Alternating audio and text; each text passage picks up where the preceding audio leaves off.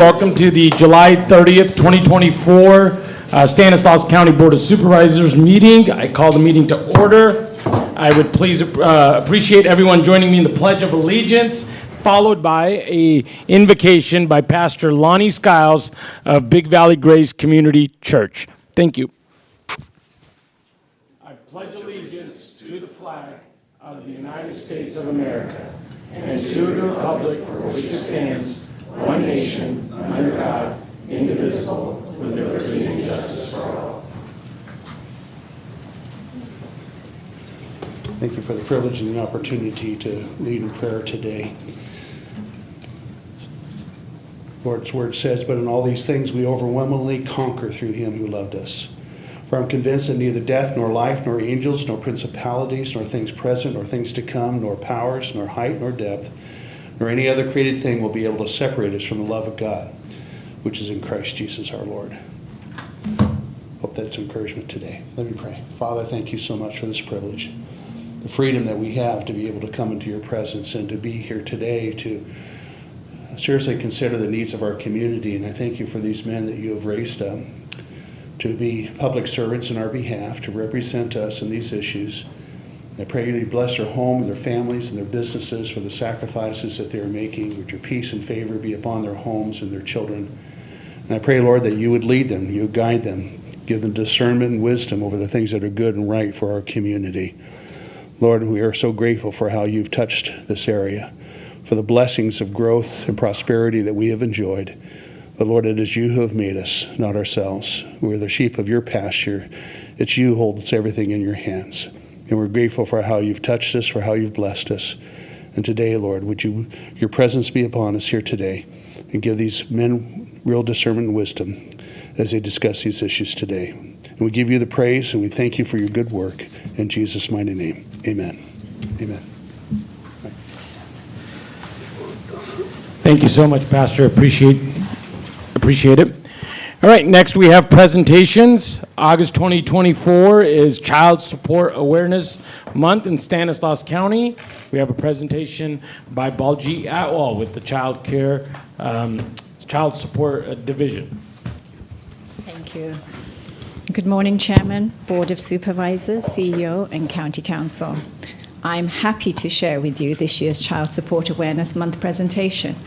With me today at the computer is Assistant Director Lisa Clifton, and in the audience we have a few DCSS team staff members. Excuse me. This year, instead of listing all the historical stats that I usually list, which compares our current year performance to prior year's performance, which I have to say are often impressive, even if I say so myself, I'm going to speak more about the program in general and how it is evolving.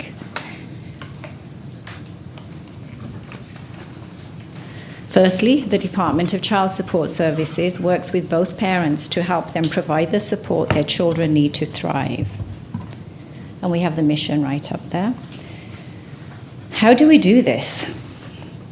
We establish, modify, and enforce child support and medical support orders. We establish parentage. We locate assets. We locate parents. We collect, distribute, and track child support payments while assisting parents to navigate our court processes. I know I said I wasn't going to mention stats, but I suppose a few stats are necessary here. So as shown, last year alone we collected about $57 million in child support collections. We served 21,643 children, and we established over 1,000 child support orders. All done with a cost effectiveness rate of $3.53. Nationwide, the child support program serves over 17 million children, and without child support, child poverty nationwide would increase by 4.4%. Child support provides 40% of income for poor custodial families who receive it, and 63% of income for deeply poor families. Child support is an integral part of the safety net for families and children, ensuring that children can be fully supported by both and all parents so they will succeed in life.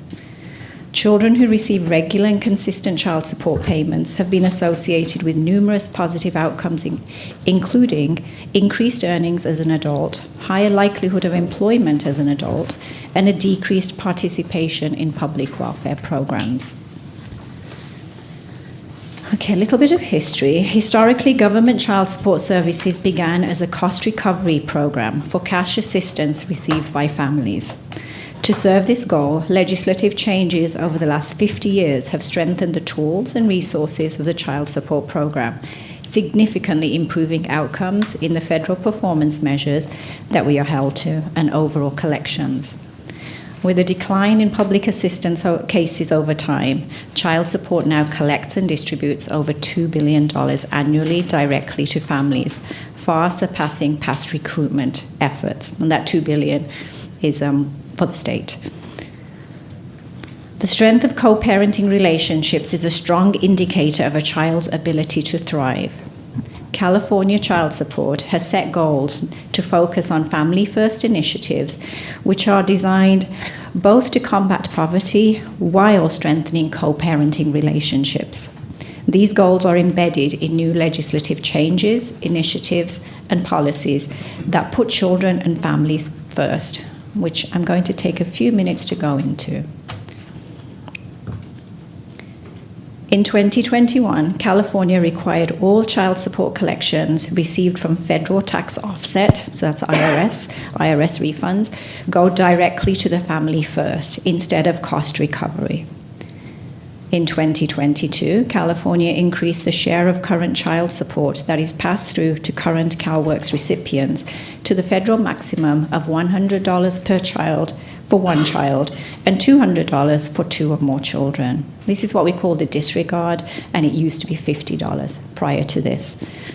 In 2023, California implemented a statutory presumption that the payment of child support to recover the cost of foster care is likely to pose a barrier to family reunification, resulting in more foster care cases being closed locally and statewide, thus further strengthening our most vulnerable and lowest income families. Further, regulations promulgated by the Department of Social Services further narrowed the circumstances when a foster care case in family reunification can actually be referred for child support collection. This year, 2024, California began sending all child support collections received to former CalWORKs families directly to the family. And this just started, it became operationalized May 1st. Since May 1st, we have sent an additional $654,000 in pass-through to families within our own county. And then the last part under 2024, it shows SB 343. SB 343, also fondly known as FEM in the child support world, needs a slide of its own. California is on track to comply with the Federal Flexibility, Efficiency, and Modernization Final Rule, FEM, which requires states to factor in specific socioeconomic indicators when setting child support orders so that these orders truly reflect a person's ability to pay. There are two phases in FEM implementation in California. One is related to the California Guideline Calculator. California's Child Support Guideline Statute was first established way back in 1993 and was based on data from 1973. The first major change to the California Guideline is going to go into effect on September 1st this year and will essentially lower the child support due for low and lower mid-income child support payers. California has had one of the highest guideline calculators in the nation for low-income payers, and this change will also provide relief from unmanageable debt and strengthen the co-parenting relationships for our most vulnerable families. And then we have Phase 2, which we have just over a year to implement. Phase 2 will, among other things, require local child support agencies to use specified methods to calculate income, including using earning capacity based on parental education, incarceration history, and local job market if the agency has sufficient evidence to establish earning capacity. High levels of debt, of child support debt, are shown to be significantly negatively related to a non-custodial father's formal employment and to his informal labor force participation. High child support arrears are also negatively related to non-custodial fathers' involvement in the lives of their children. Low-income fathers with high arrears have increased difficulty establishing and maintaining relationships with custodial mothers and children. A study has been conducted by the State Department of Child Support Services to determine where past due support could be considered uncollectible and also where it could possibly be removed. Enforcement tools that we used to be very familiar with, such as driver's license suspension, have been generally automated since the beginning of the program. Many enforcement measures often began after a person ordered to pay support usually just missed one monthly child support payment, regardless of that individual's current situation or their ability to pay. In the next few months, any non-custodial parent earning 70% or below of a county's median income shall not be submitted for a license suspension. In a similar vein, debt thresholds have been increased for when some tools may be used. For example, a levy threshold that we commonly used in the past the threshold is actually now higher at $3,500, which means you absolutely have to have at least $3,500 in your account before child support can levy it. So as I have shared, our department staff face a significant amount of change in policy and processes, all designed to better support both the families who need the child support collected by us and those parents who are ordered to pay and not paying. I'll just add that. To sum up, more money is going out to families through pass-through. There are fewer automated enforcement tools, but which give caseworkers more discretion to individualize strategies specific to their particular case. While the department implements these process changes, it must also deal with a change to our financial outlook. In June, the legislature also reduced funding to the California Child Support Program by $6 million state general fund, which, with our federal financial participation, equaled $19.4 million statewide. This resulted in a cut of $424,000 to Stanislaus child support alone. Just want to say, it was initially, 2 weeks earlier, the cut was set to be $758,000, and I truly appreciate how quickly we were able to obtain your board's support. We were able to send those letters to our legislatures during that third week of June. Truly appreciate that. Despite these challenges, the department will continue to strive to provide the best service possible. We are expanding our partnerships to provide improved services to the whole family while being, as always, fiscally conservative as we can be. In November 2023, we began a partnership with the Department of Workforce Development to provide workforce services to unemployed or underemployed non-custodial parents. Within the first 7 months of this partnership, our workforce partner had reached out to 283 individuals that we had referred.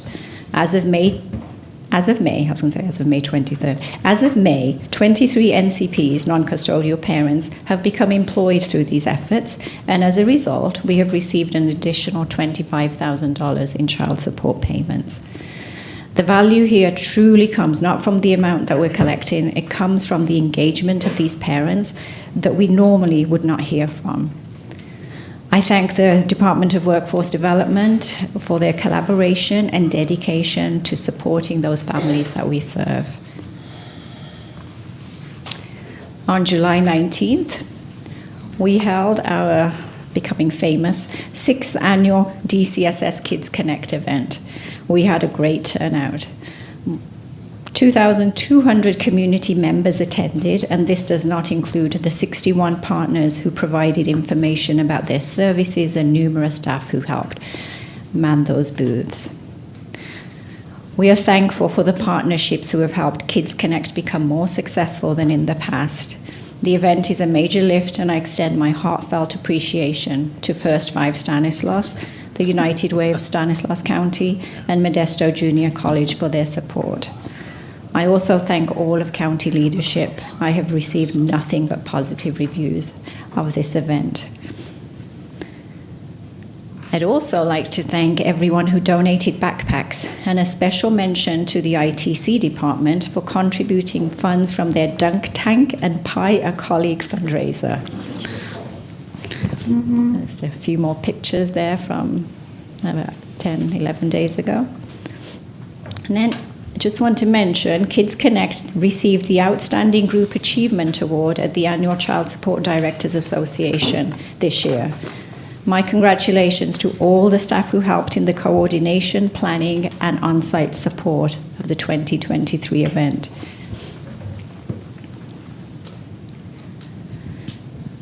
We know we are part of the safety net for our families, and we are committed to providing that safety net. With inflation hurting families and the uncertainty of the economy, more families are going to need our assistance. We are here to help. Please, please reach out to us. In conclusion, I'd like to ask the DCSS staff to stand up and be recognized, please. I appreciate this opportunity to present. Thank you all, and I'm happy to answer questions that you may have.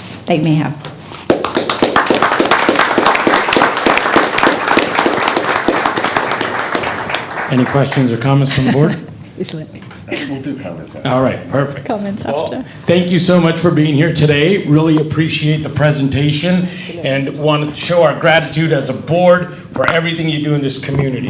I think sometimes it goes unnoticed, but the numbers don't lie. 21,000 people affected every year. And then also it's the most vulnerable, connecting children to their families, and there's no value on that. So we appreciate your department, and I know you're one of the most efficient ran departments. I've heard that multiple times, so kudos to you on that. And then the success of the Kids Day.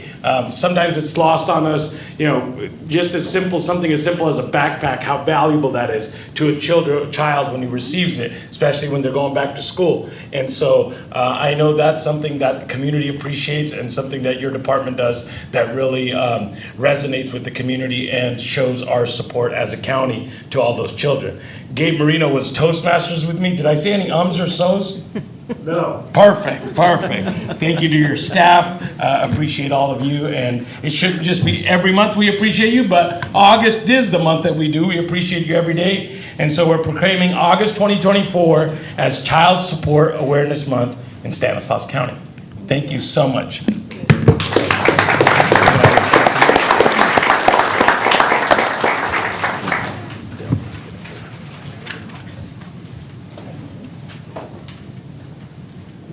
Gabe, let's double the mail count. All right. Hey, Manny, how you doing? That's what Gabe said. He said we were Toastmasters.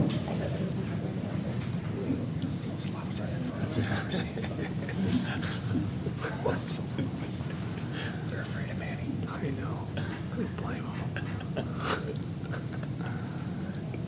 Thank you. Oh, absolutely. Thank you.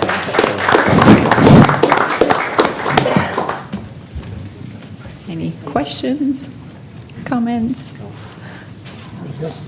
Okay, I'll go first really quick. Baljeet, first, thank you very much for all you do. We always so appreciate, the return on investment. Remember, Jim DiMartini used to always talk about the return on investment. This is the best return on investment for the dollars that we spend for you guys, what you guys get back in return. But for me, the best part is just, it's not just about, and I say this every year when you come, but it's not just about the dollars that you're recovering to help support these kids. It's the kind of re-engagement of dads or moms in their kids again. And that's more valuable than anything, to get parents back involved with these kids and these deadbeat dads, deadbeat moms. I think that's the biggest part of what you do, engagement of the parents and to help unite families again. And So anyway, I very much treasure all the work that all of you guys do, and it's very much appreciated, and it really makes a difference in this community, and then it comes back to us tenfold. To the extent you guys are successful in helping with these kids, helping with these families, it's going to be less people who will be involved in our system down the road. So thank you for everything you do. Thank you. Thank you very much.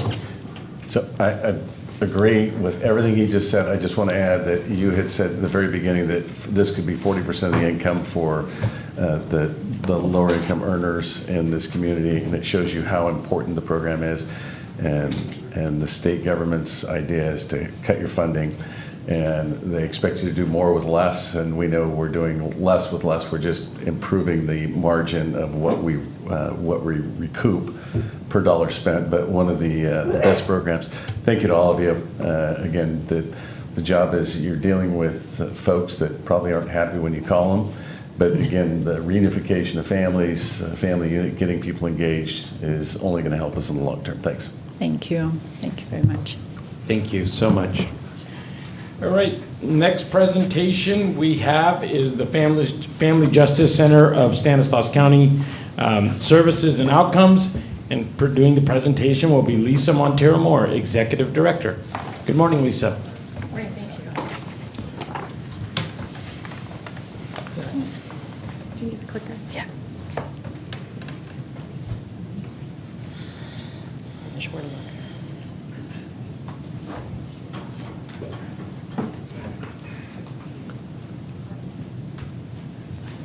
Thank you. Just advance and go back. Perfect. Awesome.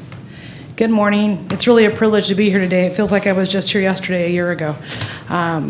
Thank you for the opportunity to present to this board and the support of this board, and also to the people in this audience. There's so many agencies represented here today, many of which are partners of the center.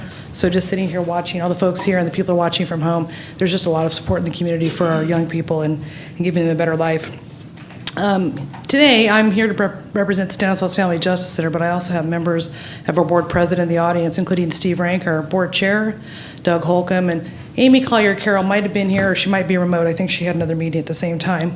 In addition to our leadership team at the board, we also have a couple of individuals that work directly with the center on a daily basis assisting our clients, and without their expertise and their unique service, it would be really hard to do what we do. And that includes Karen Service, who manages our grants, as well as Michelle Riley-Reidman, who is our clinical therapist. So they're both in the audience today, and I just really want to give them a shout out because they work really hard to serve the individuals in our community.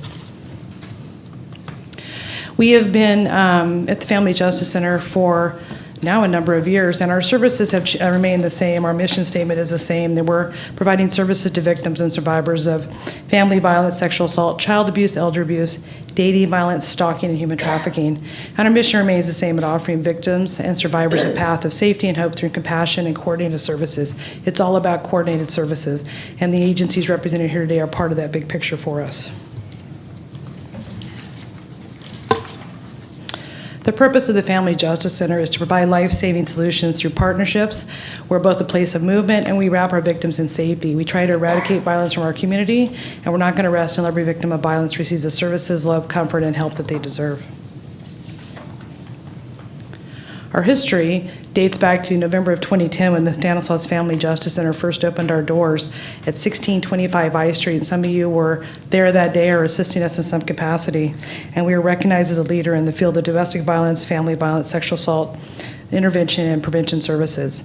As I stated, it's a collaboration comprised of a multidisciplinary team of public agency and community-based professionals addressing the needs of the victims and their families. Family Justice Centers offer a combination of programs, services, and interventions at a single accessible location. As far as Family Justice Centers go, we have been here since November of 2010.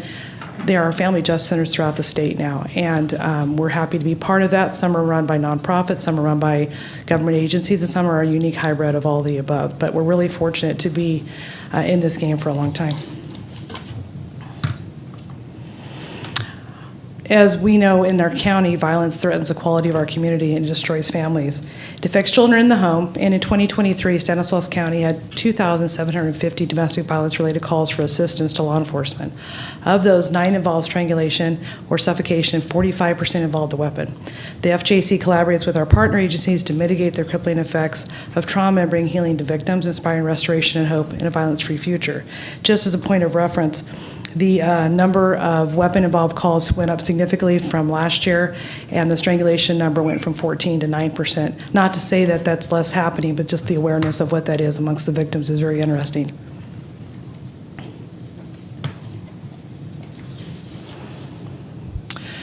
Our Family Justice Center, this is Verde, who is an employee of the Care Center Community Services Agency. She's one of our most favorite staff members, but the Family Justice Center is a collaboration of partner agencies under one roof.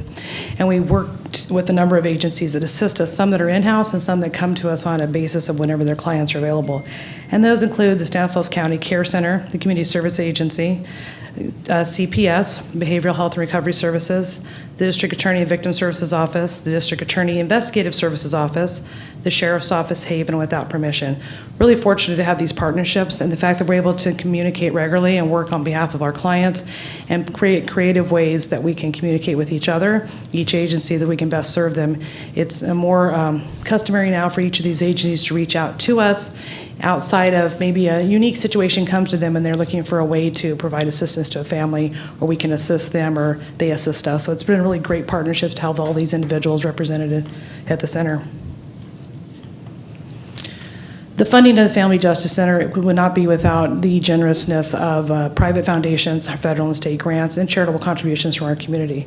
We have a great partnership with Stanislaus County, and the critical support that the county has provided us to provide the victims of our co-located county partners is crucial for these individuals to do the jobs they do, which are very difficult at difficult times, unique circumstances, and the individuals that represent the county in each of these cases do an outstanding job under sometimes really trying circumstances, and we really appreciate being able to assist them in their efforts. Our grant funding has a number of different areas, which includes the Office of Violence Against Women, the California Office of Emergency Services. We were fortunate to receive funding from Kaiser Permanente, the McDonald-Peterson Foundation, E&J Gallo, and the Foster Family, to name some of our larger supporters. Our clients are about 82% victims of domestic violence, and 70% of those are Hispanic Latinx. And that number is significantly different from last year when I reported that 56% of our clients were Hispanic. So the number has actually increased with 70% of our clients are Hispanic now, which actually matches the demographics of our staff at the center. In 2023, we served 308 children and 868 adult victims. Serving them is an individual client, but the services they receive are ongoing for a few years in there. So there's lots of services being offered, but that's the specific number of victims. In 2023, we served 254 children and 451 adult victims. The services are available to our clients in both English and Spanish, with translation services provided for other languages. And I can assure you the use of the translation services for other languages has increased significantly this year. All victims receive services from the Family Justice Center and our co-located partners free of charge and regardless of their income. Our Family Justice Center assists, our model is to assist everybody under one roof, and that includes crisis intervention, victim advocacy, safety planning, our kids zone, counseling, shelter assistance, criminal investigations, legal assistance, and child forensic interviews. We are one of the few, if not only, remaining nonprofits in the community that actually has legal assistance under our roof. Many of the programs have had to outsource those for funding and other reasons, and the fact that we have our own program inside is really very helpful to our community. In addition, our other supportive services include Camp Hope America, our Trauma Services Support Unit, case management, navigation, our youth services, family engagement, salon day, and direct client support. I think oftentimes Supervisor Withrow, when he's traveling through the parking lot from his office to here, is usually walking through one of our family engagement moments, so I know he sees a lot of activity that way. We have also become very vocal in our regional and statewide advocacy. As I mentioned, we're one of several FJCs in California in the nation. There's 27 FJCs in California affiliated with the California Family Justice Network. And we advocate both regionally and statewide to bring attention to issues and our clients and our services. We've traveled to Sacramento. We meet personally with our legislators. Our legislative, those representing Stanislaus County have been very helpful and supportive of all our efforts. We appreciate that. We continue to make our presence known with the VOCA cuts and other cuts that have happened at a higher level down. We have to continue to keep the pressure on to remember that those victims we serve in the Valley need the assistance from other sources, and we've continued to be a consistent drumbeat at these levels. We've had success and continue to have success, and hope to continue that awareness in the public eye and in statewide to keep our elected officials on target with helping those that don't have a voice.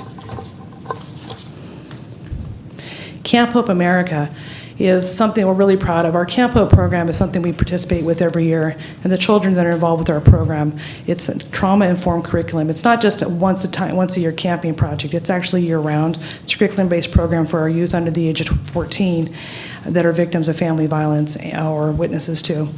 And it's a really extraordinary program. We really help these young people from evaluating their hope scores, improving their situation, giving them ways to communicate, improve their family life, and oftentimes a lot of our youth may be in our program for a period of 2 to 3, maybe 4 years. As a matter of fact, Camp Hope is going on right now. I'm most excited to share this, that Camp Hope this year is taking place at Camp Taylor.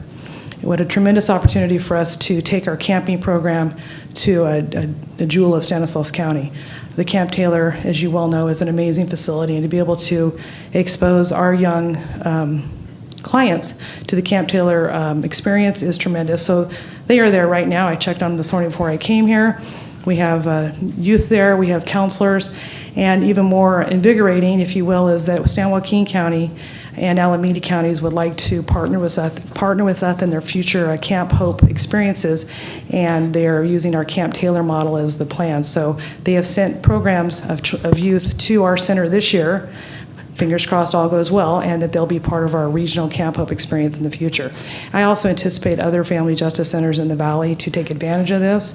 Up to this point, many of the services would mean traveling outside of the community, a long distance, maybe to Kidder Creek, or other areas that may even have fire exposure and cause challenges in scheduling.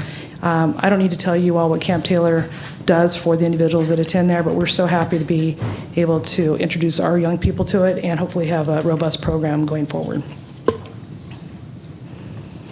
Our Trauma Services Support Unit is really quite amazing. We are able to make this happen through the generosity of our private donors for the past 3 years. We provide clinical care to our clients and survivors of repeated traumatic experiences of interpersonal and sexual violence. The youth that come to the center are able to be served through the BHRS programming, but the adults go through our TSSU programming. And we have over 46 active clients receiving trauma-informed services and narrative exposure therapy. In addition to our active clients, we've made many referrals to the community to get services for clients that need them. We have 4 MSWs from Stanislaus State that work under our licensed clinician. And of those clients that are participating in our clinical services, they've all completed the ACEs program, and they have a median score of 4 in ACEs, which is pretty high, showing that their post-traumatic stress disorder is very significant. And we're really happy to be able to provide the services to these individuals and be able to track them going forward and get them to services in the community and hopefully make a larger difference. And our services also include Spanish-speaking clinicians as well.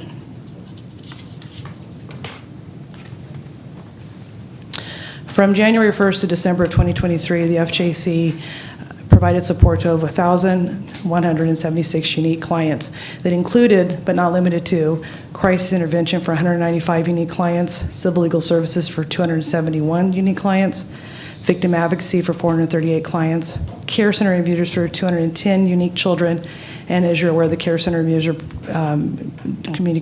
provided by CSA, and counseling and support services for 267 unique children through BHRS. So we're really excited to be able to share this information. And in our goals going forward, when we had the COVID experience, it made it harder to put our exact numbers on a side-by-side spreadsheet. But comparatively speaking, we served 700 unique clients last year in 2022 when I made this report. So now we're at 1176 this year. So I'm very excited to see the additional services we're providing, and I expect when we'll be able to provide this report to the board next year in the side-by-side, you'll see an even larger jump by standardizing this information and being able to have more people coming to the Center for Services outside of the limitations they may have experienced otherwise. I think it's really important to understand how some people come to our center, and individuals may come to the center by a referral from another agency, maybe coming on their own. Medical office may send them, law enforcement. In this particular case, this particular client and her family were referred by the District Attorney Victim Services Unit, who did an outstanding job in this case, and they needed legal assistance. The father abuser in this case was charged in a family violence criminal case and resulting in a 45-year life sentence. By the time this process ended, his victims were adults, and it was really important to them to not carry the same name of their abuser. So they worked, the district attorney's office sent them to us to be able to assist them. We were able to do that and assist them in a name change process for these adults. It's kind of complicated to be able to do that under traditional methods. And so following the adult children's name change, the mom came back to us and completed her divorce process and sole custody orders, which then allowed her to change her name as well as the minor child. So this allowed this family to put this in their rearview mirror, if you will. But we were able to help this case from start to finish. So you can imagine the amount of the time and legal work that went into navigating this case from supportive services to legal services. And a name change might not sound like a big deal to some folks, but it's a big deal to others. And it's also not in the standardizing of what we write for grants that we're going to do name changes. So we're providing the services as needed by the community, and we really appreciate the support of DA Jeff Leggero and his team to be able to provide those services in unique circumstances. And as always, we have a number of different ways to reach us through social media, our website, our phone number. We're available to make presentations, provide information. We were at the Convoy of Hope this weekend, another amazing program, providing information and outreach to the community. It's a tremendous privilege to be able to serve. We have great relationships with our sheriff, Jeff Dirksey, our district attorney, Jeff Leggero, their respective staffs who are very supportive of our work and trying to find new and innovative ways to assist people, whether it be providing services after hours or being creative. So with that, I want to thank you for the opportunity to present this here today, and certainly can answer any questions.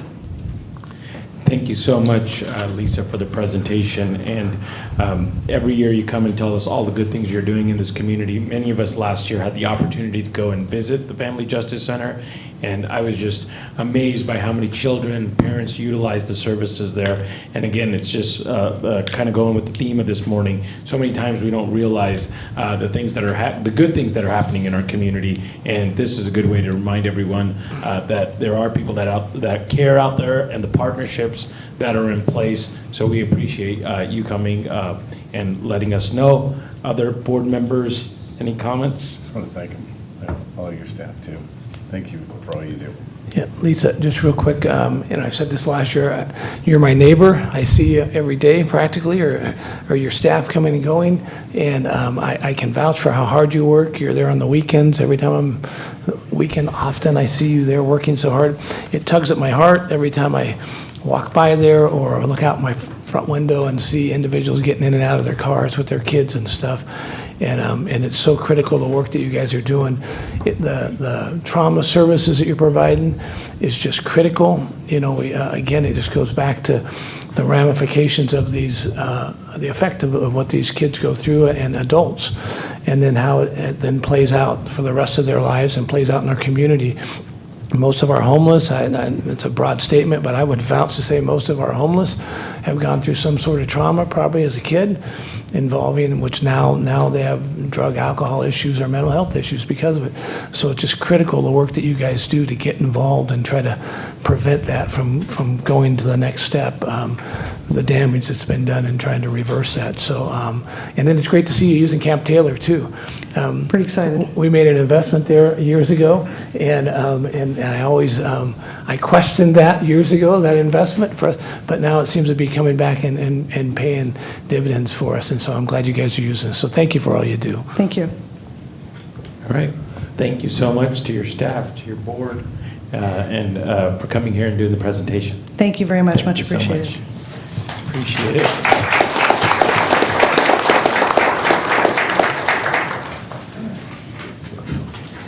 Right, before we go to public comment, if you feel that somebody's missing today, it's because somebody is, but Condit's not here.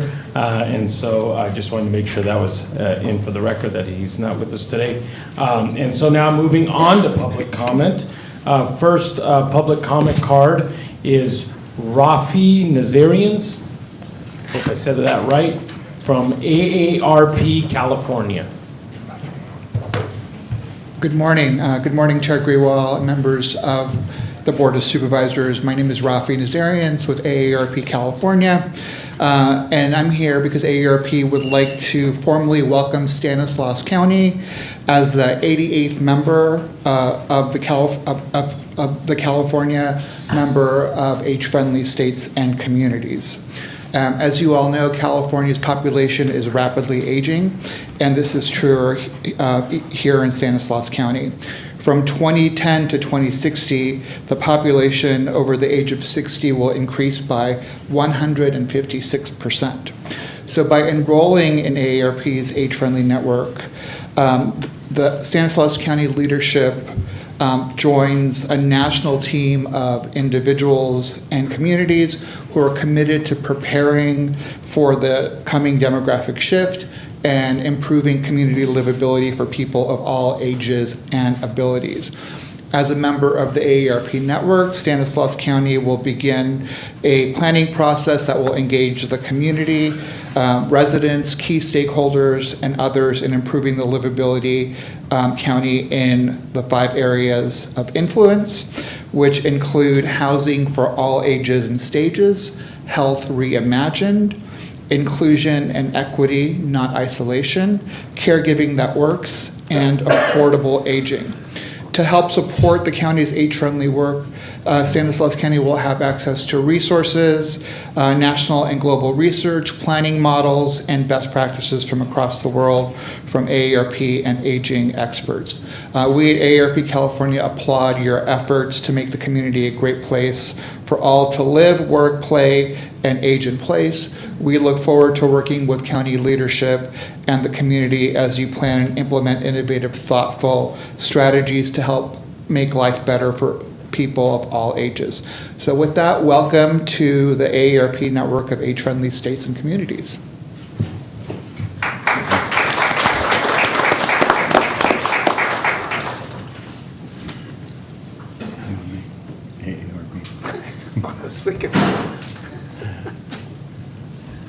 We have a couple members that might want to go. Yeah. Please. Terry and I belong to that club. Thank you so much. Thank you so much. I know AARP does so much for our aging citizens, and we appreciate being partners, 88 partners in the state, and then being able to utilize all the resources that you guys provide to your membership. I officially am not AARP, but there's 2 things I always gauge my age on. One is if I have to take Metamucil, and 2 is when I join AARP. I'm 1 for 2.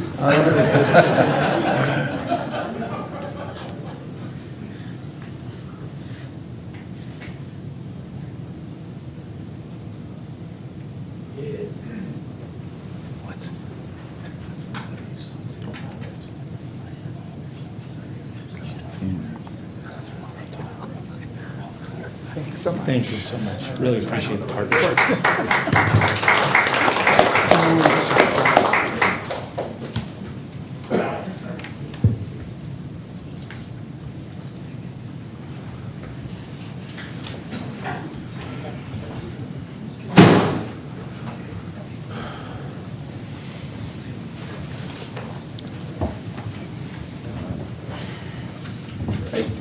Next public comment card is Miguel Donoso.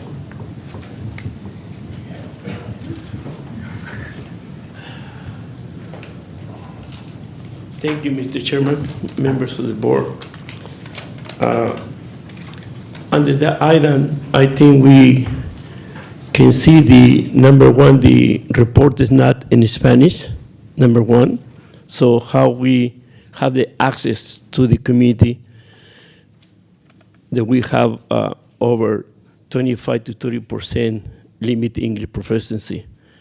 Under that number, over 12% cannot read and write in Spanish.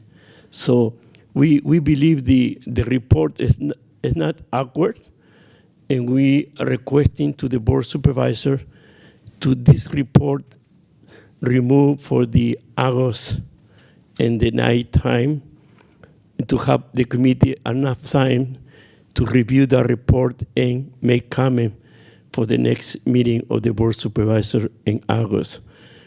The executive order is in violation of the 13166, and the Demile a la Torre Bilingual Service Act is in violation, because right now you're not have that information in Spanish, so we don't have the access.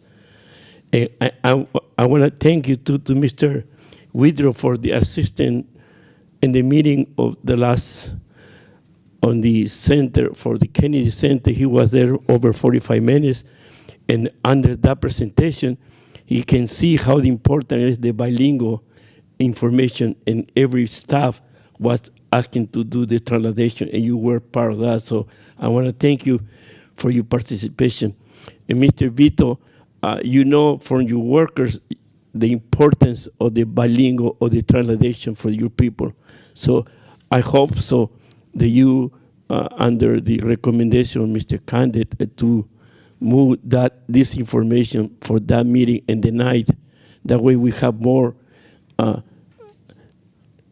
information, and to be in Spanish, to give it more engagement to the committee to come and make the presentation in that night of the August.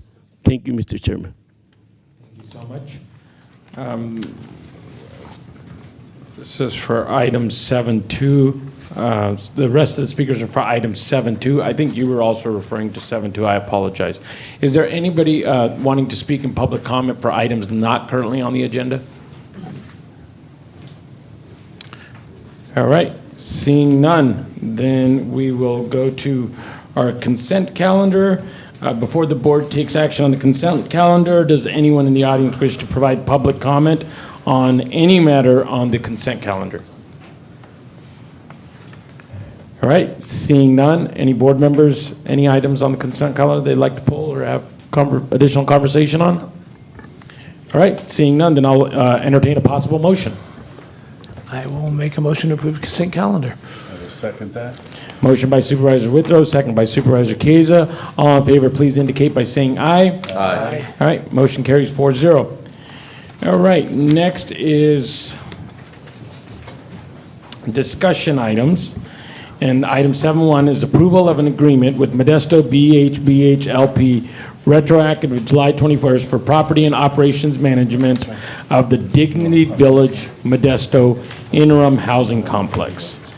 And conducting the item will be Tony Vartan from Stanislaus County Behavioral Health Department. Good morning, Chairman Graywall, members of the board, CEO Hayes, and County Council Bowes. Tony Vartan, Behavioral Health Director, and we're here this morning to request approval for agreement with Modesto BHB LP, retroactive to July 1st, 2024, for property and operation management of the Dignity Village Modesto interim housing in the amount of $2,781,970. With me this morning are Ms. Pam Esparza, Chief of our Supportive Services Division, as well as Karen Service, our Grant Manager, members of the Funding Development Team, and representatives from both Property and Operations Management Agency and the City of Modesto.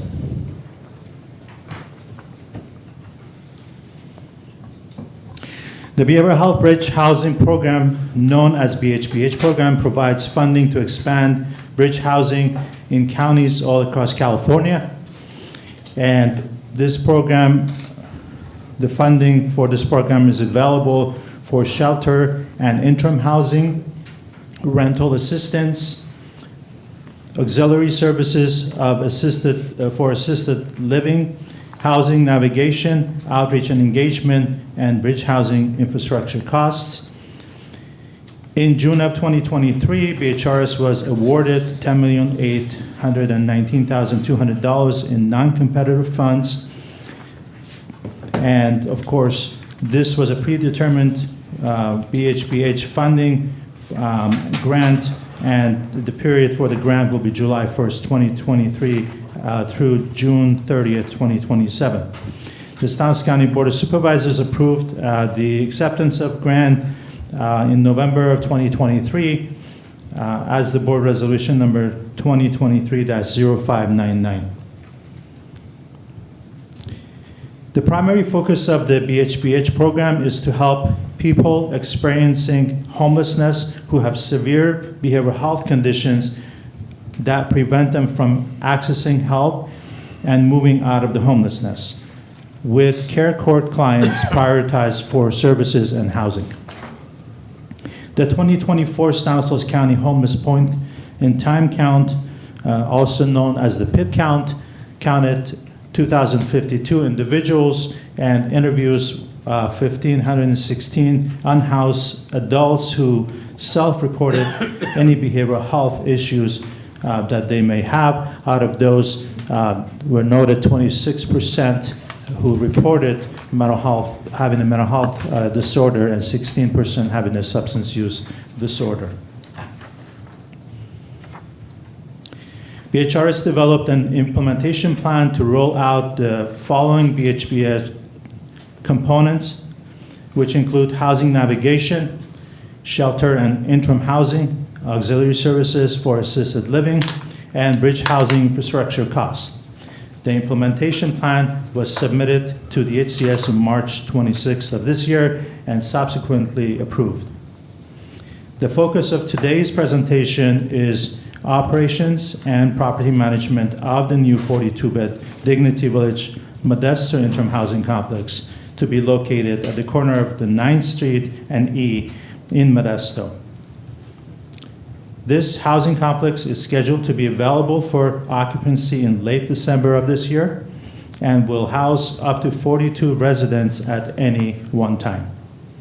The contract with Dignity Moves, the construction project manager of the Dignity Village Modesto, was approved by the board in April of this year, and resolution number 2024-0194, and is being funded with the BHBH startup infrastructure funding. Within the BHBH implementation plan, BHR has also designated funds for operations and property management and housing navigation services for Dignity Village Modesto. And so before you today is the service agreement between the county and Modesto BHBH LP, who will be responsible for day-to-day management of the Dignity Village Modesto. As you know, the city of Modesto owns the property located at 402 9th Street, Modesto, where the Dignity Village interim housing development will be located. BHRS will be contracting with Modesto BHBH LP for operations and property management of this complex.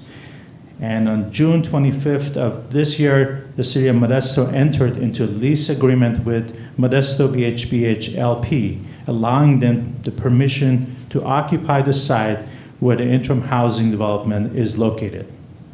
The state of California will own the housing unit once it is completed.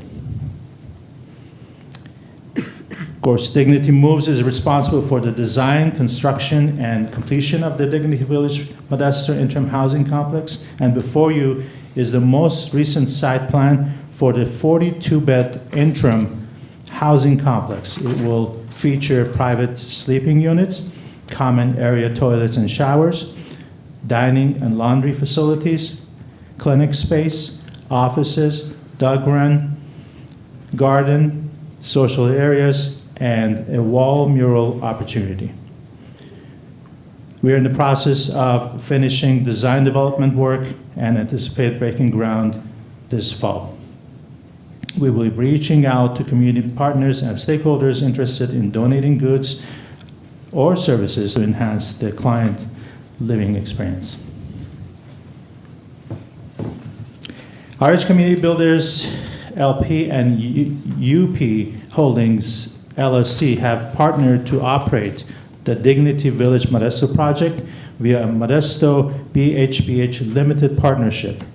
The RH and UP Holdings specialize in development, operation, and management of affordable housing and homeless housing in the Central Valley. Of course, RH Community Builders currently operates 2 behavioral health bridge housing sites in city of Fresno, Sierra, Sunrise, and Phoenix Landing. Their portfolio also includes permanent supportive housing, shelters, and master leases with Fresno County BHRS for provisions of behavioral health services. UP Holding has, of course, fostered their footprint in Central Valley primarily through the development of operation of homeless housing via the Home Key programs, developing permanent support housing to chronically ill individuals.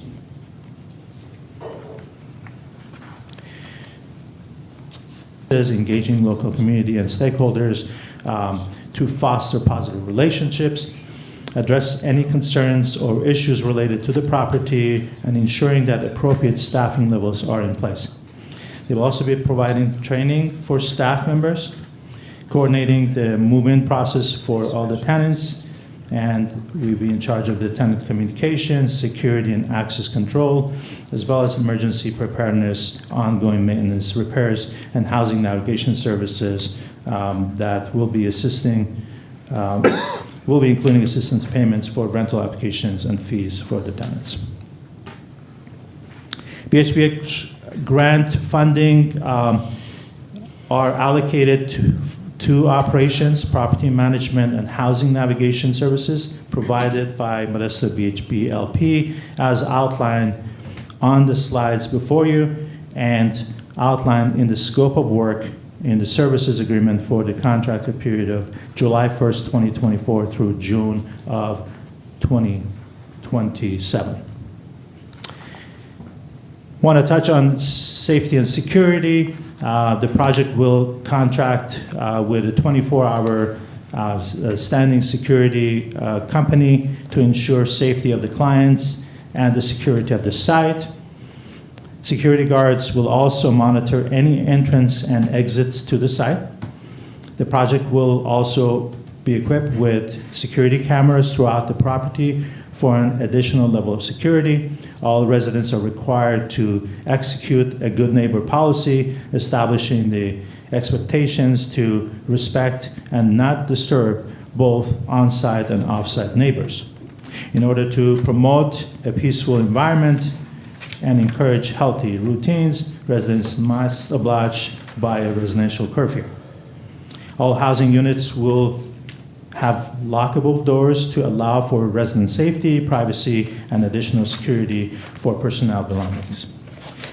There will also be routine unit inspections, tenant education regarding community rules, and daily maintenance and support. Resident services.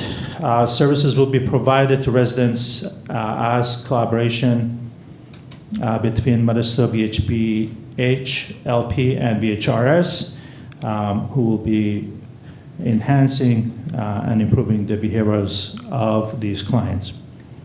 The site and services will implement a blended management system, meaning the operator will refer clients to services if they are struggling to adapt to residency while enforcing community guidelines.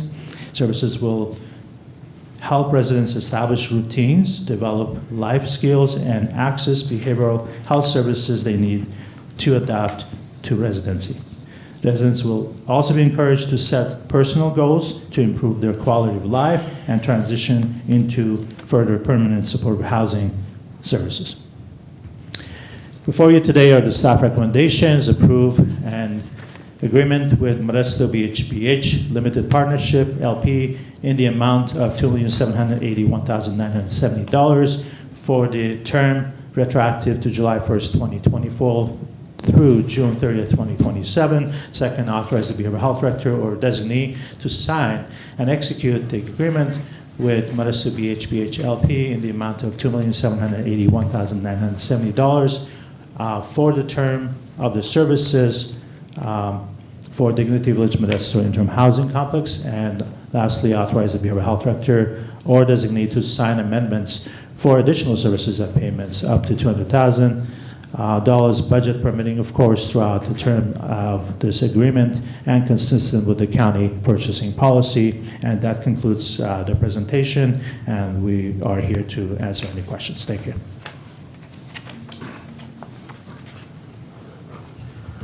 Any questions from members of the board? Just a couple of questions, comments. Tony, thank you, and Pam and Karen, thank you guys very much. A couple quick things. Self-reporting, just when I see individuals have mental health issue, 26%, and SUD, 16% of our homeless. Self-reporting, that's them saying that that's what they do or don't have. Okay, because that number is probably about half of the actuality of what's out there. But just for what that's worth, I want to make sure when we self-reporting doesn't usually end up with a very good number, I think, for individuals who are homeless and the issues they have. That's just beside the point. When I saw that, I just had to point that out. This is great. I mean, this is so much in need. You know, we had our meeting the other day for our care court meeting, and we talked about how many individuals had actually had plans put in place, and then how many have agreements, and those numbers aren't very high. But then we talked about the amount of individuals. We've actually gotten 12 individuals off the street right now, I think was the number. And these are the facilities that they'd be going into, right? I mean, this is exactly what's needed. If we're going to get somebody to agree, everything's voluntary right now, so which is the problem. But if it is voluntary, we continue to have that. To get somebody to agree to go into services for their mental health issues, their SUD, or their co-occurring disorders, we've got to have a place. And it's just very encouraging to see this happening more and more, you know, whether it's the place in Turlock with the more beds, the place on Carver Road, this facility, it really is the answer. Getting people into services is how we're going to solve this. It's funny, I had a call from my daughter who as I was walking down here today for the meeting, and she's 3 hours difference in DC. She's a TV reporter back there. And she was doing a story on Governor Newsom's most recent declaration or executive order that we need to clean out these camps now as a result of the reversal of the Ninth Circuit Court decision.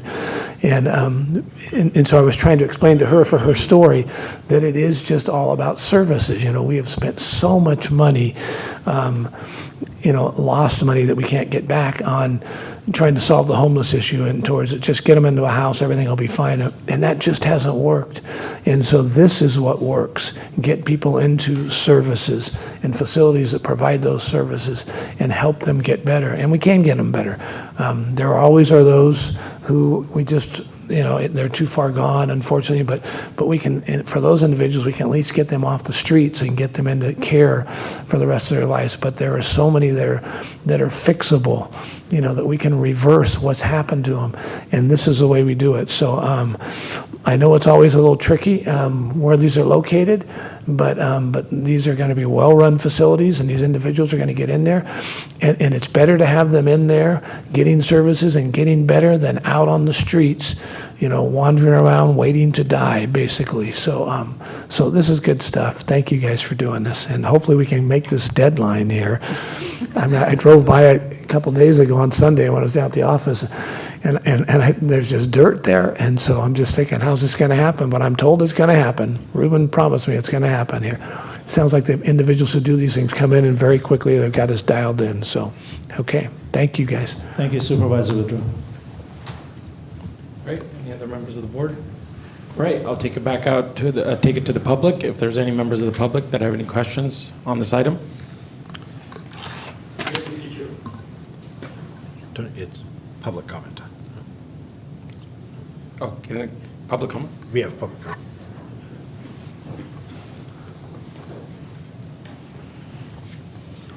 Thank you very much, sir, for your report.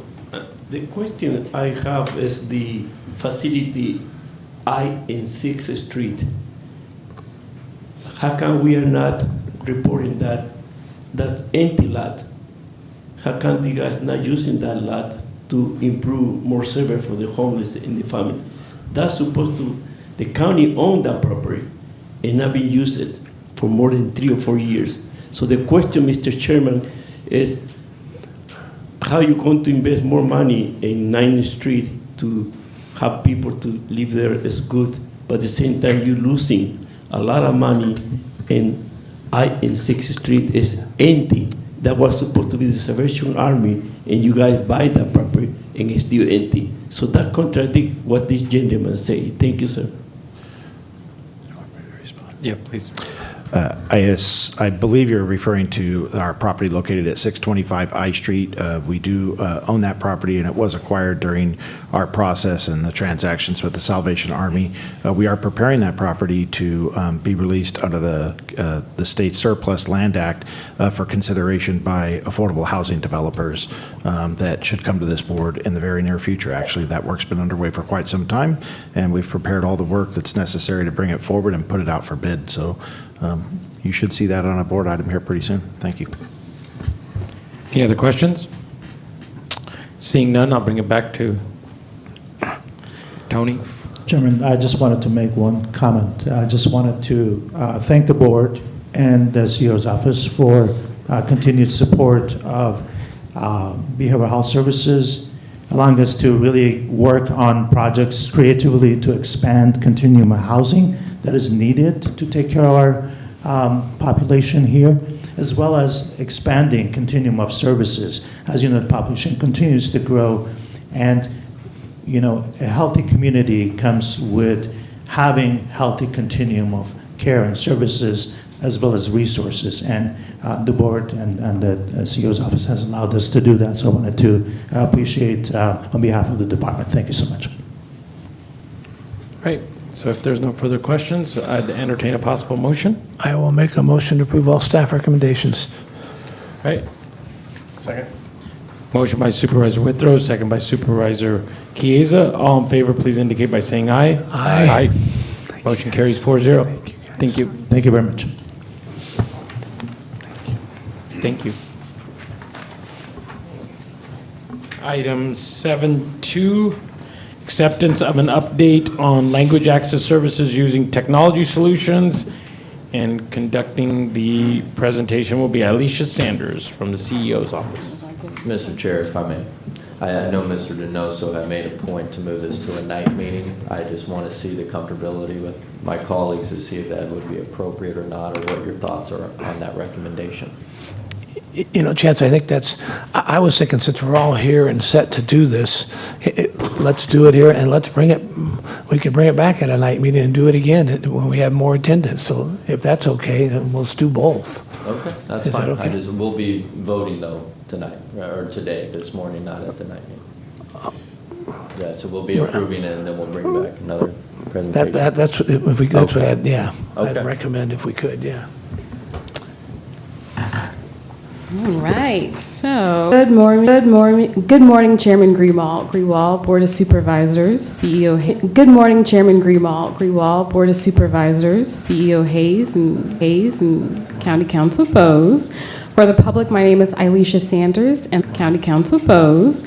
For the public, my name is Alicia Sanders, and I'm the Diversity, Equity, and Inclusion Manager with our Chief Executive Office. And today, I'll be providing an update on language access services using technology solutions. So just a little bit of background. At the April 16, 2024 Board of Supervisors meeting, staff provided an update on the county's obligation to provide translation and bilingual services. And at that time, we committed to further exploring best practices and lessons learned for language access. Today, we're back with that update on how machine translation can improve language access. So between now and that April meeting, we looked at the quality and feasibility of various machine translation products, including DeepL, Google Translate, Microsoft, and a few other products. And after reviewing those product reports, we decided to move forward with further investigating Google Translate due to its positive reviews, and also because it has an expansive list of available language pairs. So from there, we selected 16 individuals, mostly county staff who are bilingual Spanish speaking, to test the Google Translate product, and we provided them with directions on accessing Google Translate, and they were asked to rate the product. So just to give you an idea of why we chose the Google Translate product, we chose it because it has several features that are pretty easy to use. One of the features of Google Translate is that users need to only point the camera and instantly translate what is seen with their camera phone if they have the app. They can also download a language to translate without an internet connection. They can also translate speech simultaneously by turning on the transcribe feature to understand what's being said in real time.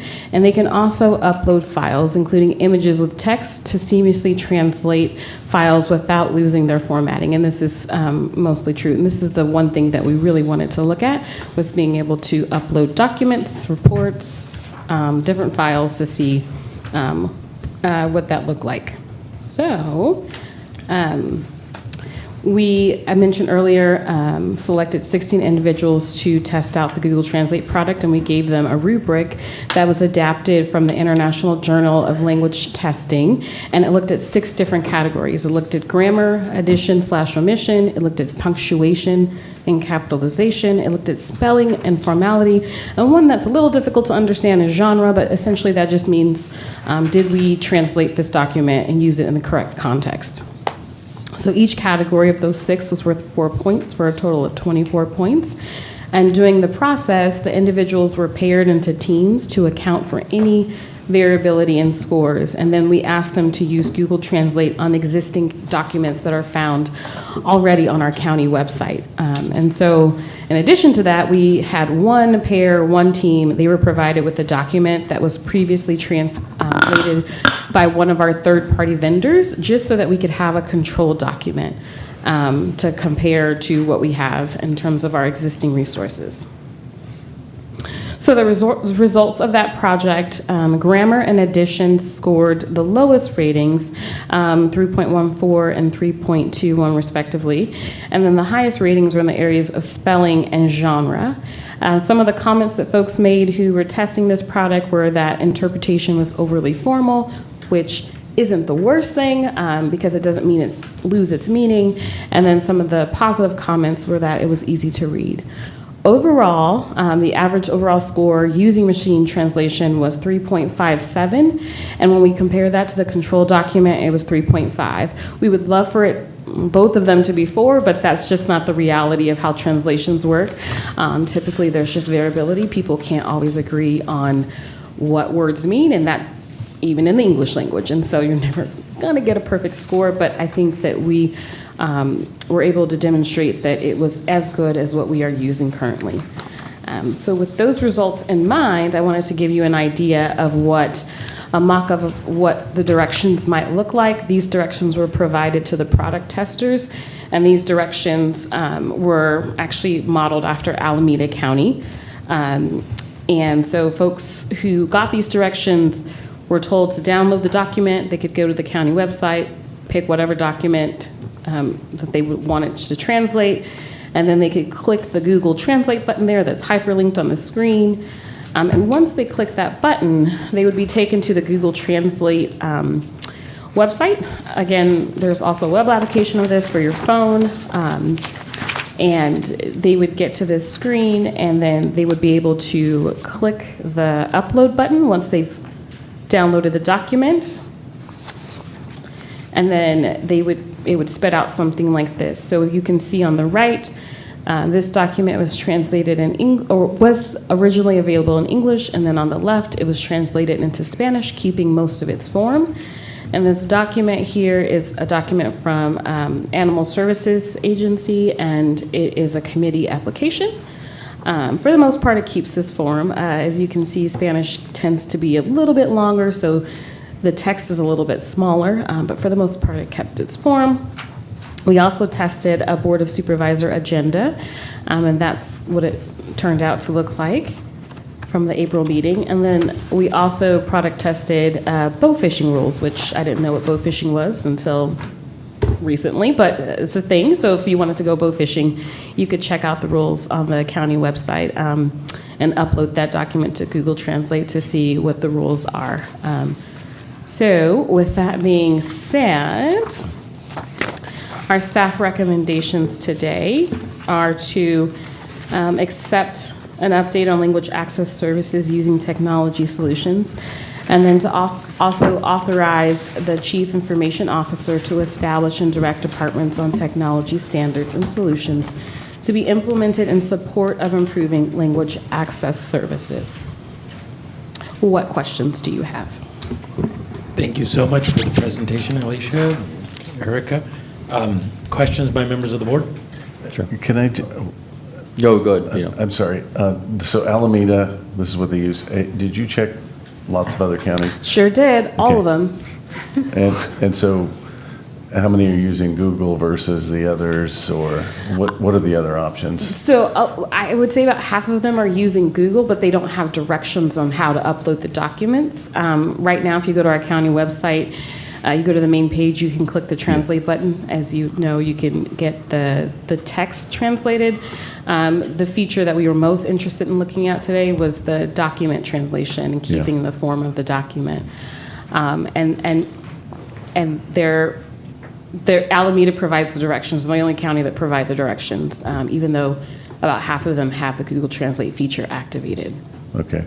But the other ones that aren't using Google, did they try the other products that you looked at, or? Not to my knowledge. Okay. They're just not doing They're just not doing it. doing All right, thank you. anything. So. Well, thank you so much for your presentation. This is definitely a step in the right direction. It's a positive addition just to our toolbox here at Stanislaus County, so we do appreciate your attention and your efforts in moving this forward.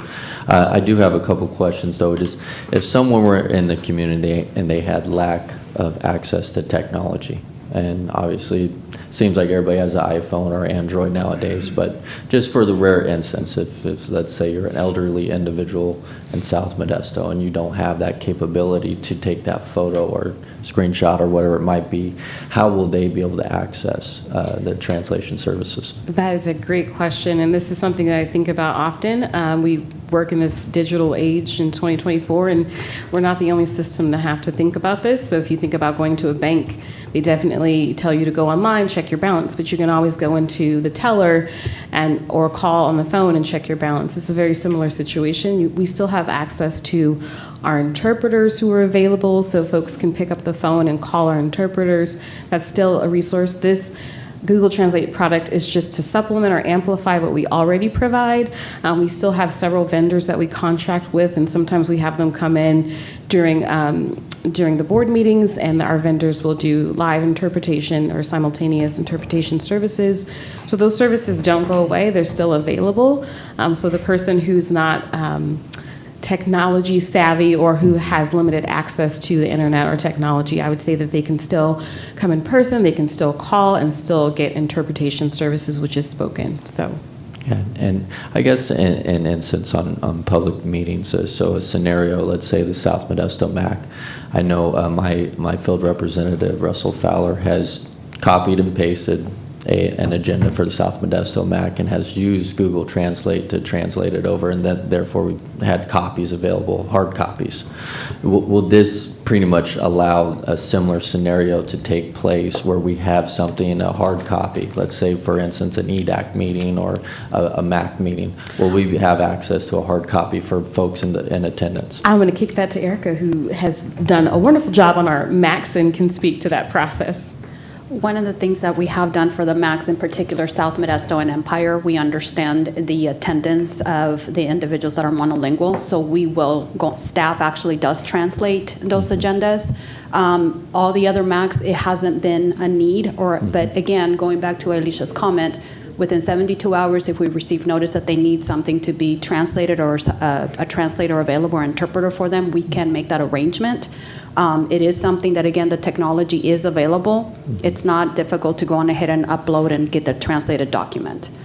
So as long as we know in advance, we definitely can try to accommodate as best as possible. Okay. So it will give staff authorization to have a hard copy of a translated document.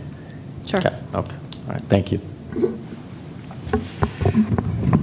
Yeah, I just want to say this is great. This is slick. I could have used this at the West Modesto Community Collaborative the other day when I was there. It's so good to see us doing. Alicia, very, very good work. Thank you very much for doing this. And just the last thing, bow fishing. I want to find out about bow fishing. I had to Google some photos. I was like, oh, that's really a thing. It's not like you're shooting a fish in the Yeah, water with a bow and arrow. Whoa. It appears. From Okay. my understanding. I don't know. All right, we'll work on that. Thank you, guys. Very good. Thanks. Thank you so much. I'm going to take it out to the public. I have a few public comment cards. I know, Mr. Donoso, you spoke in public comment, but I think you wanted to speak specific to this item. Would you like to speak again? Yes, please.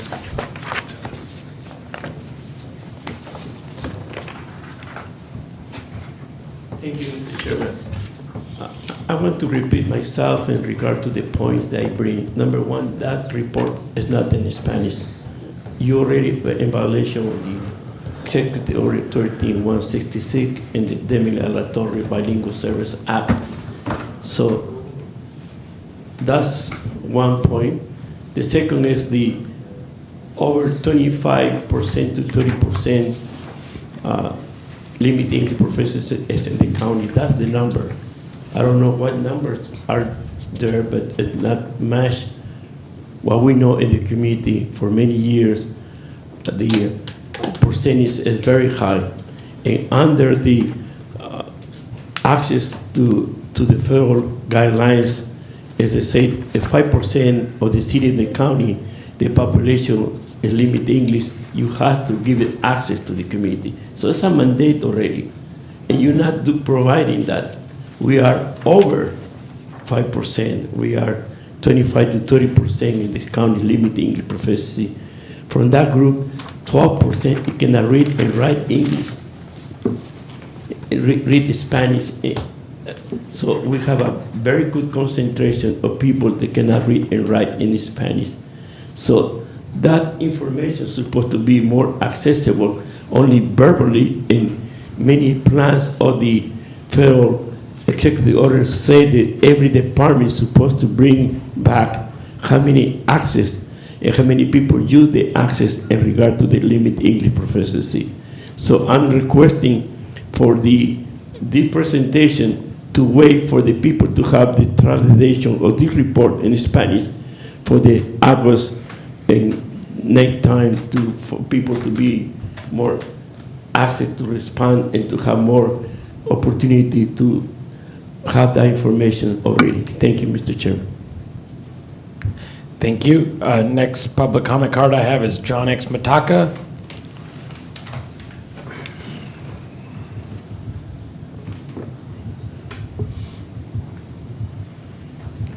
Good morning. Good morning. My name is John X. Mataka, and I'm with the Grayson Neighborhood Council. First of all, I would like to have this item tabled till the first evening meeting in August so the community has a chance to give input. And the other thing I would say, this is a start, but it's not an end solution. This is a start in the right direction.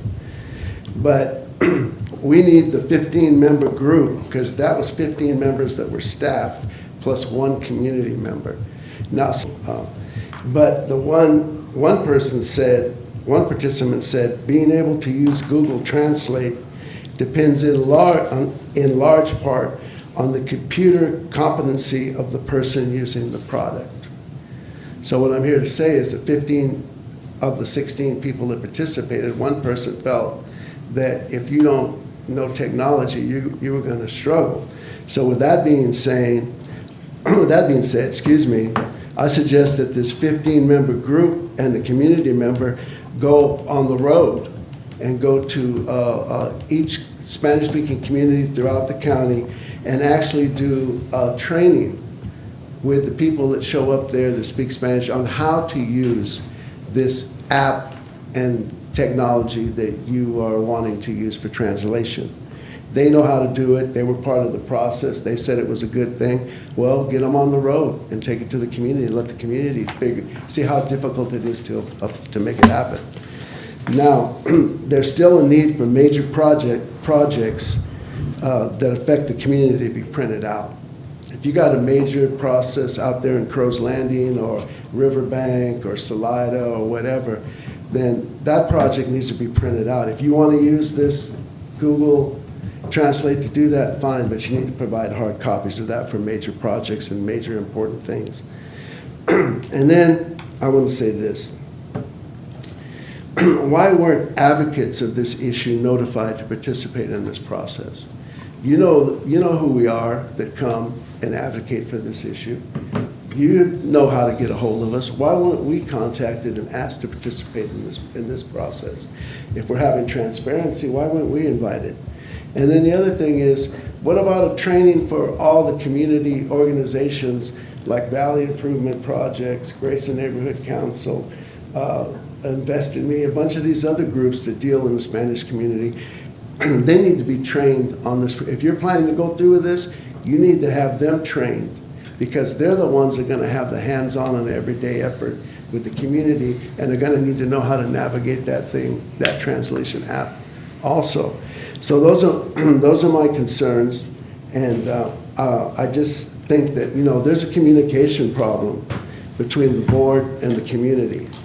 If you know that you need to use the people that come here and advocate for their community, you need to use them to notify the community about what's going on and to make them a part of the process, not an afterthought. Not, I know you're gonna pass this today. I'm not dumb. I know this is gonna pass today, and so be it.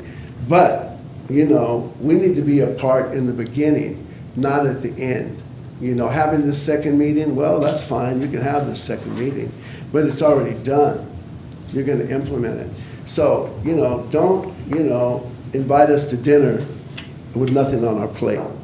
Thank you. Invite me to your dinner. Thank you, sir. Thank you. Next speaker is Martha Villasnor.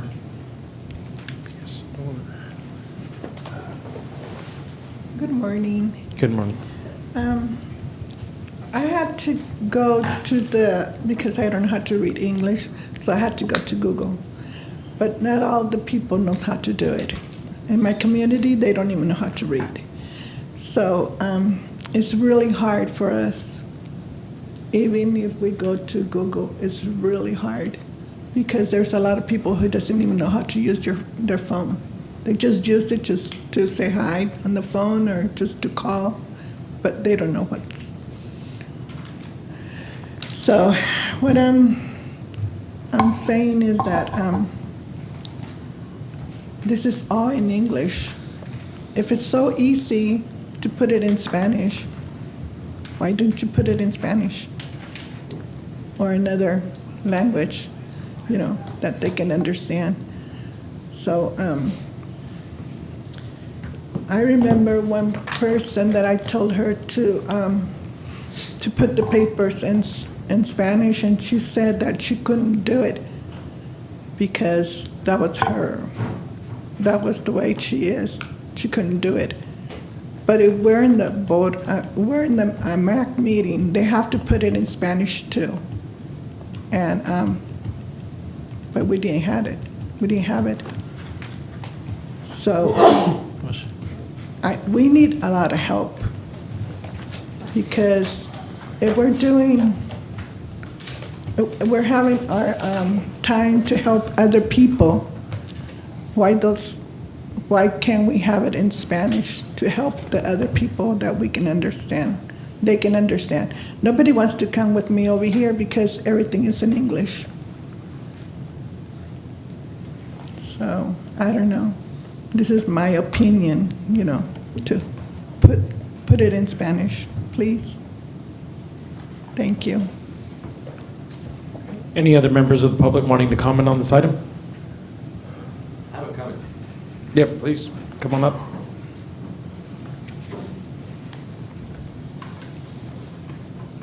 I heard this before. Excuse me, sir, if you don't mind I'm sorry. mentioning your You hear me? name. for the Okay. record. My name is Ruben, and thank you for listening to me. And I heard this about the Google before, but I was looking right now. and I go through all the way there, but they charge you $8 a month. So I was looking because they say free. I don't know if you know any difference because there's so many, but a lot of people, they don't have expensive phones to go through because not all the phones they let you go through to the system. So, but some people probably they understand, or some people they speak, but a lot of people they need a better communication. So I think if you guys got the power to help in convert the papers in Spanish or even another language, because a lot of people in these communities they come from different countries and they need to translate in that language too. So my opinion is to think about it a little bit and put in their shoes to see where they come from and to help them up. Thank you for listening, everybody. Any other members of the public? Seeing none, I'm going to bring it back to the board for additional comments or questions. Again, Mr. Chair, I think this is a great step in the right direction. I want to thank Elisha and Eric on this. Thank you so much for your time and your efforts in moving this forward. Obviously, we're going to have some bumps in the road along the way. We're going to make modifications, go back to the drawing board and try to work things out so that we are as accessible as absolutely possible for those in the community who are monolithic speakers. My offer on the night meeting, though, does still stand. If you gentlemen would like to table this to a night meeting, that offer does still stand, at least in motion, if you guys wish to second that.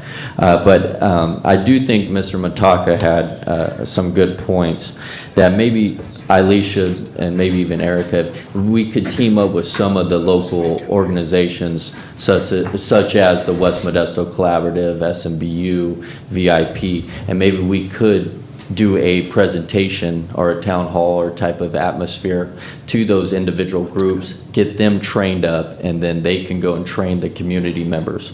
I do think that's a great approach to where we can have some outreach and some mobility within those organizations that are at the grassroots level, who can work with the individual community members within their neighborhoods, within their communities, and get them trained up, and therefore they can take our product, what we're selling, and they get filtered out to the community members. So I do think Mr. Matak had a great recommendation in that. And again, my office is more than happy to facilitate those meetings or do whatever we have to do on our end to help accessibility to our language services. And again, we want you guys at the table. We're not trying to pre-cook anything without your input, but I do think your input is of the most importance and of the most value, because obviously you're the ones who are trying to access and be a part of the solutions process, and that's what we are solely based on, is solutions and trying to make sure that you guys are a part of the process, and we will do everything within our power to make sure that you guys do have a seat at the table. So again, thank you guys so much for your presentation, and if this does go to vote today and we don't table it, I will be supporting this. So could I know on our website when you translate out, if you just hit the Spanish or Russian, the whole website is in, except for the agenda, it doesn't translate over. This is because right now you have to cut and paste it, right, and put it in there. But this will allow us to have it complete, so each week it will be translated. The PDF versions, if that's what you're making reference to? Yes, the PDF version. So individuals could go on ahead, and if there's a particular report that they would like to have translated, that's the one that they would download. Yeah. Because now you can go to the website in many languages, and I noticed Italian was missing off of that list. But you can go through the whole website, and it connects each one of these sites. It goes and translates, except for when you get to the agenda. That's one of the issues. And so the PDF version, which will then have the tabs to each one of the items, will be translated directly. There won't be another step for anyone, right? If I remember correctly, the only thing that would translate is the actual agenda. The links to those items, you would have to go through each one of those processes if it's a PDF. Does that Okay. make sense? But the Yes. item, all right, no, so that works. I'm talking about when we see ours, the little blue link, hit the blue link and it gives you all the background. Right. That would Need to be translate. also translated. That's what I'm saying. Those are the items. So right now, you can just translate the actual agenda. Yeah. And then when you click to view the additional item, that's the one that you still have to go through the process of downloading as well to have it translated. Okay. Yeah, the idea is that the user is the one who's doing the translation of the document. And that's the picture. And they can control what language that they want it translated in. Yeah, okay. Just a couple quick things. First, I think if we delay this today, we'll delay this process. We need to get this up and going. And then I think it's great, the suggestions that John had and Miguel and what Chance is saying. Let's get a road show to some extent out there and help show people how this works, how the process works. But to wait and to push this off a few more weeks or whatever, let's just get it started. And then the other thing I just want to say is Miguel and John, and you guys got to take a bow every now and then for this. What I mean by that is you guys help make this happen, whether you like it or not. I mean, what's happened here today is and if we got to this process, it's because of your constant, coming here. And so thank you guys for helping us move this along. And it's never perfect, right? It's never going to be perfect. But boy, this is a great start. And it's as a result, a lot of it is as a result of your guys' continuing to be the squeaky wheel, right? We always say the squeaky wheel gets the grease. So you need to take a bow every now and then when something like this comes along, because it has been as a result of, in coordination with everything else we've been doing here. But we appreciate you guys pushing this and bringing it to our attention and helping us get it to move forward. So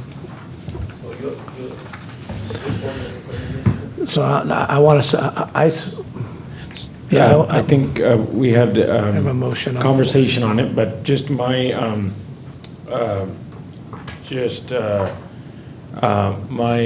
input on this is if we need to have additional evening meeting, I think the team would be more than willing to probably do a presentation on this again.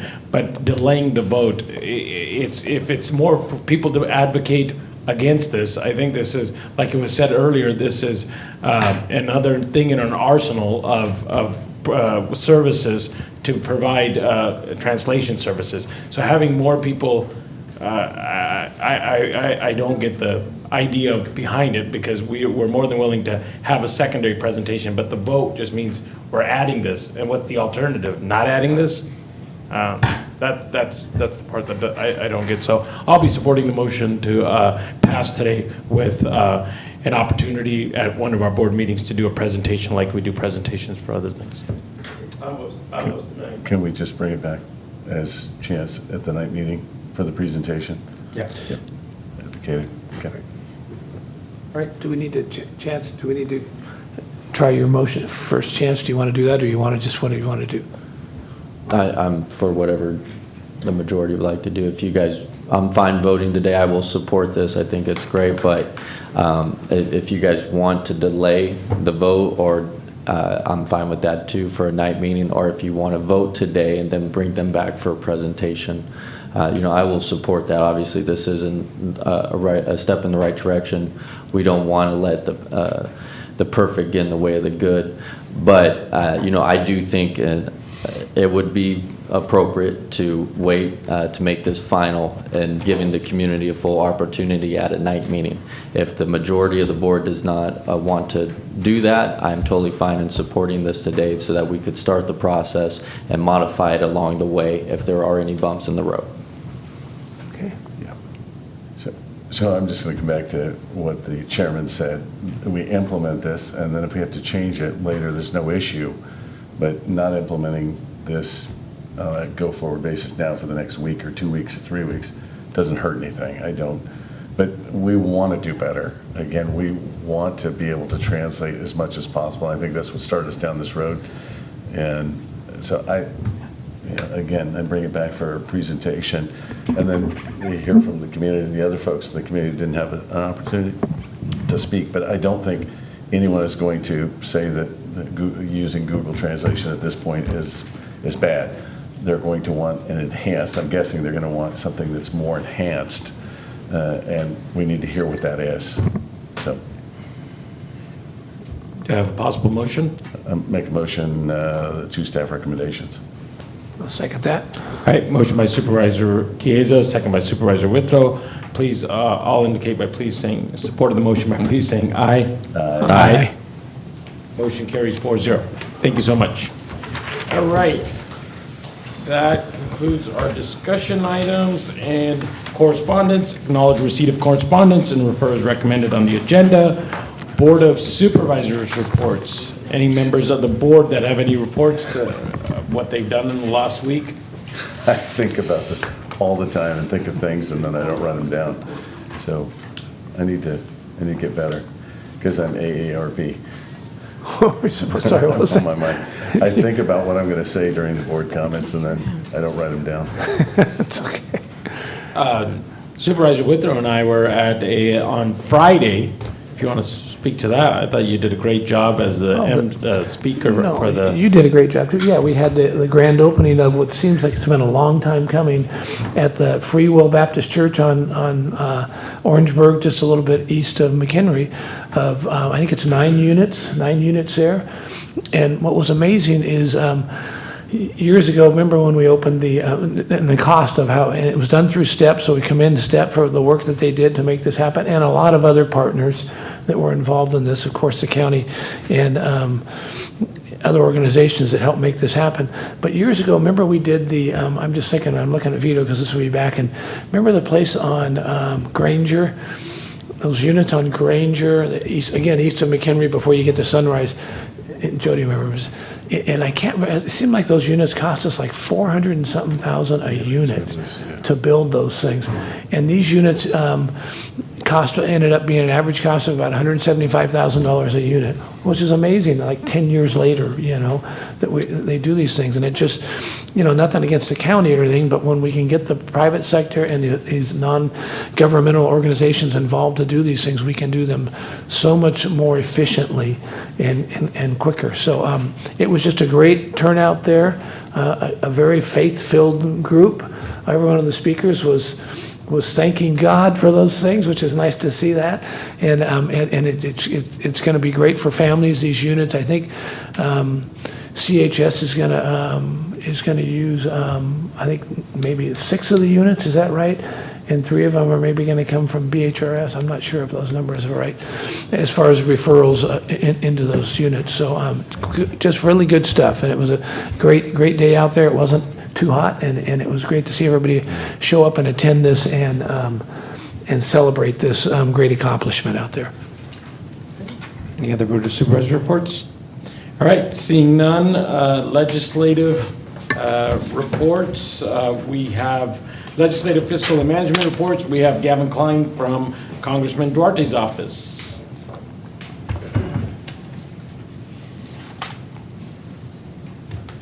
Morning, Mr. Chairman, members of the board, county staff, community. Thank you, Gavin Klein with Congressman Duarte's office. I just want to give a few quick updates. One of them is Congressman Duarte worked with both Democrats and Republicans, colleagues on the House Transportation Infrastructure Committee to develop legislation for the Water Resource Developmental Act, WARDA, which passed the House by a vote of 359 to 13. The Valley prioritized Congressman Duarte included will allow our farmers to grow affordable food and provide good paying jobs, improve our canals, pipes and levees. The act will protect our families, farms, and neighborhoods from flooding and deliver clean drinking water. Congressman Duarte is proud to work with both parties in order to ensure this legislation was passed. Some of the key priorities Congressman Duarte included in the WARDA 2024 legislation for the Valley are flood risk management. And this authorized the U.S. Army Corps of Engineers to improve levees and channels below the Buchanan Dam to reduce flood risk and support ecosystem restoration. Directs the U.S. Army Corps of Engineers to expedite a study to improve flood control structures in and around Stockton, Lathrop, and Manteca. And it authorizes the Army Corps to dredge rivers and streams in the San Joaquin River basin to reduce the flooding and improve channel flows, and as well as a water supply mission. And the WARDA 2024 bill adds water supply as a primary mission of the Army Corps of Engineers, and this will ensure more attention for our valley's water supply. I also, last meeting, had the opportunity to talk about town halls that we're going to be having in the month of August. We will be having a Newman Town Hall Wednesday, August 7th at 6 p.m. at the L&J Memorial Building. So we invite you all and members of the community to come out and join Congressman Duarte and engage in great discussion, as well as we're having a Ceres Town Hall Tuesday, August 13th at 6 p.m. at the Ceres Community Center. Thank you all for your time. Thank you so much, Kevin. Appreciate the updates from everything that the Congressman is doing. Next is CEO Hayes. No items to update on this morning. Thank you. And so adjourn the meeting to closed session, and I ask County Council Bose to give the items that we'll be discussing in closed session. We have two closed session cases to consider today under existing litigation pursuant to Government Code Section 54956.9 Subdivision D1. The first case is Juana Castillo de Lienz versus County of Stanislaus. That's in the Stanislaus County Superior Court, and the case number is CV 23006-360. The second case is Advocates for the Environment versus County of Stanislaus et al., and that's in the Stanislaus County Superior Court, and the case number there is CV 24005-140. Appropriate for public comment at this time. Any public comment? All right, seeing none, we're adjourned to closed session. Thank you to everybody that came to the meeting. Appreciate you all being here. Thank you, Deputy Herr, for watching over us. Thank you so much. Have a great rest of the day. Bye.